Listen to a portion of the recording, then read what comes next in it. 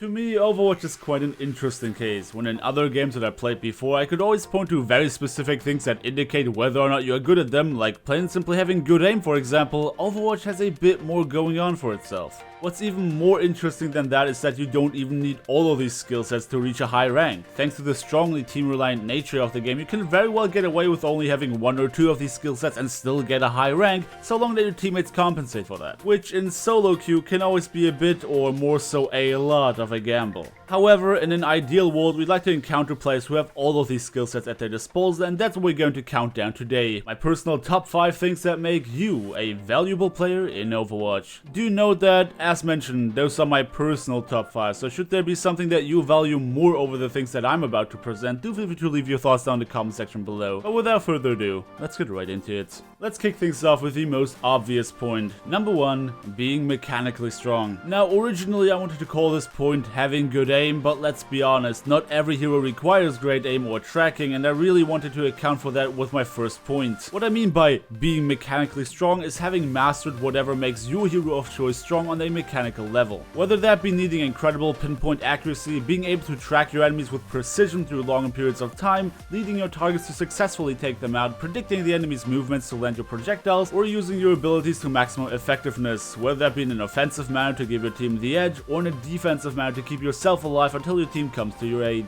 Every single hero in the game requires some sort of mechanical skill that relates to their unique kit, with the exception of Symmetra, I guess. She's more about knowing where to place your stuff. At any rate, knowing how to use a hero's abilities to maximum effectiveness is what separates the flex player from the dedicated main, and it is definitely something that can make you an extremely valuable asset to your team. Number 2 is something that players really like to neglect, and that will be communication. The way you communicate with your team can often make or break a match. A team that right from the start is being cynical or even starts fighting over things like hero choices is very likely to lose against one that trusts in each other's abilities despite picking off-meta heroes. Team morale is extremely important. Winning begins in your head, so you shouldn't give up for even a second until the match is over. Being able to keep your team's morale high but also effectively functioning like a leader by directing your team for pushes, telling them when to engage or disengage, being a good shot caller, and managing to do all of that and more without coming off as too bossy is a skill to behold. Overwatch is a game that I would personally say needs voice comms. There's just way too much going on to be able to pay attention to all of it, so being able to call out a flanker, letting your team know that the enemies likely already have a very crucial ultimate for the next team fight, but also setting up ultimate combos yourself and timing them properly are all things that separate a disorganized team of solo queuers from one who tried to play the game as it was intended to be, despite the fact that they don't have a full 6-man premate they can queue with. Number 3 is game knowledge, particularly the things that are not directly conveyed in the game itself, and there are a few of very crucial ones. Game knowledge is something that can very easily be acquired simply by watching some tutorials on YouTube, but even if you don't want to go out of your way to do that, watching somebody play who's better than you can help tremendously in finding new ways of playing that you didn't think of before. Sometimes those relate to things that you might not quite understand initially. For example, why some players throw themselves off of the map, seemingly at random. Learning that the reason for that is them not wanting to ground the enemy's ultimate charge and to be able to respawn together with their teammates rather than trying to disengage and possibly getting picked off can open one's eyes about a whole lot of new mechanics in the game. Suddenly you put into consideration how much you get hit by the enemies and that every single hit gives them ultimate charge. You start thinking twice about whether or not you want to jump into the enemies because you just lost a couple of teammates and still have the chance to disengage. You stop peeking corners when the entirety of your team is dead, because if you get hooked when you're all on your own, there's nobody who can help you, and all you end up achieving is getting a staggered spawn from the rest of your team. Ult economy, basic and advanced counters, staggering, regrouping, feeding into support ultimates, non-impact picks, and the list goes on and on. There are so many things you can learn about the game that the game itself doesn't really tell you, but those are the things that in big part separate the average from the actually good players.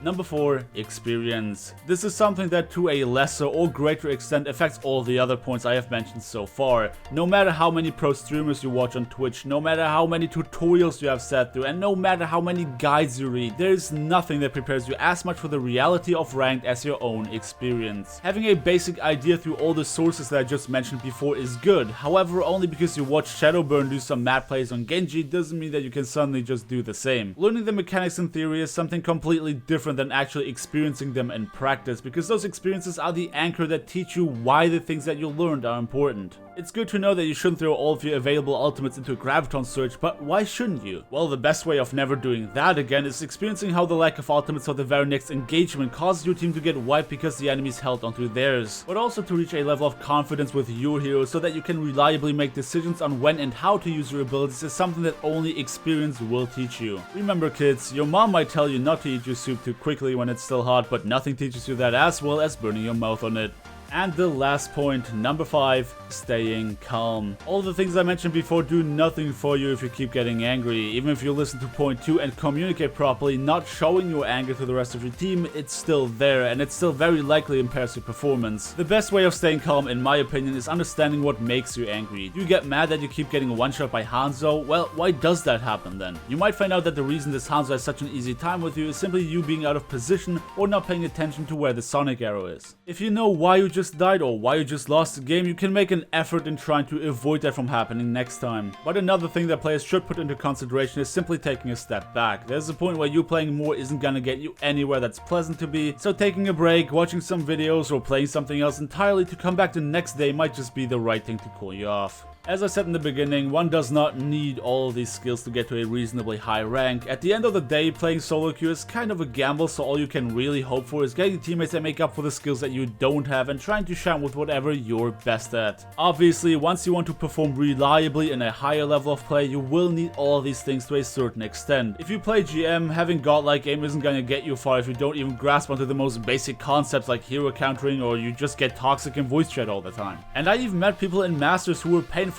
unaware of simple concepts like staggering or how to deal with certain comps because they were simply lacking experience. As I said, it's a gamble. Some people might be lucky and on the back of being a good shot caller get straight into diamond, whereas other people who have really good aim are still stuck in platinum. The best thing you can do is pick somebody up who provides some sort of skill that you don't have and then make up for each other's weaknesses. And if you don't have anyone in your friend list, just add people you had some good games with on ladder. It's really your own choice as to whether you want to keep doing the solo queue gamble or increase your chances of winning by playing with somebody you have good synergy with. But this is me done for the day, so thank you everybody so much for watching. Don't forget to drop me a like on your way out if you enjoyed the video, subscribe if you want to see more, and I hope to see you all next time.